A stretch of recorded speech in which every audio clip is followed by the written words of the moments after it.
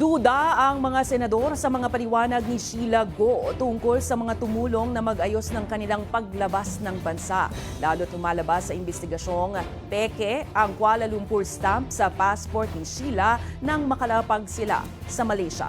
Ang kumpletong detalye alamin sa balitang A to Z ni Ian Maghanoy. Hindi kumbinsido ang Senate Subcommittee on Justice and Human Rights na sumakay ng sasakyang pandagat ang magkakapatid na sina Sheila, Wesley at Alice Go nang bumiyahe palabas ng Pilipinas patungong Indonesia noong July 18. Lumabas kasi sa investigasyon ng komite na dinoktor ang passport stamp ni Sheila pagdating sa Indonesia. Ayon sa kanila, wala kayong legal entry sa Sabah.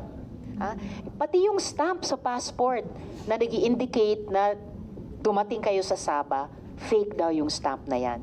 Kinumpara nila sa totoong stamp na dapat tinatatak sa Sabah. Yung tatag lang yung passport na hindi ko alam. Basta pagdating kami sa Sempena, may biyahe kami sa isang lugar. Naungkat din sa pagdinig ang business certification ng Alicel Aqua Farm sa Sual, Pangasinan at LGU ID na parehong kay Sheila nakapangalan. Habang kinumpirma naman ni Sheila na magkakilala sila nina Alice Go at Sual, Pangasinan Mayor Liseldo Calugay. May relasyon ba sina Mayor Calugay at si Alice? Hindi ko pa alam. Alam ko kaibigan po. Magkasosyo din ba sila sa business? Hindi ko sure. Sa gitna nito, naniniwala si Hontiveros na si Calugay ang tumulong sa mga magkakapatid na Go para tumakas. We now have clear links pointing to the potential involvement of Sual Mayor Dong Calugay.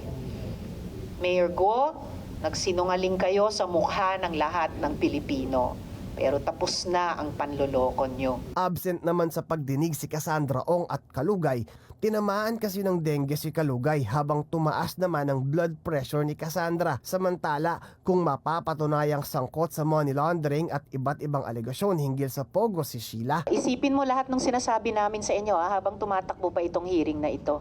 At magkonsulta ka sa abogado mo. Dahil yung sinabi ng AMLAC na posibleng sentensya sa inyo ay mula 609 years hanggang 1,218 years. Lampas-lampas sa lifetime ng isang tao.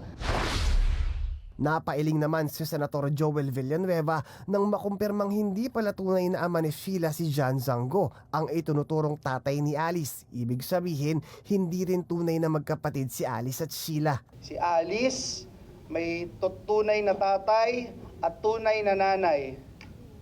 Si Sheila, may tunay na nanay, may tunay na tatay.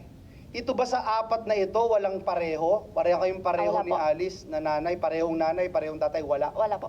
So paano kayo naging magkapatid? Sabi ni Sinasabi Daddy. mo. Kasi Daddy ang tawag ko siya eh. Okay. Opo. Thank you for clarifying.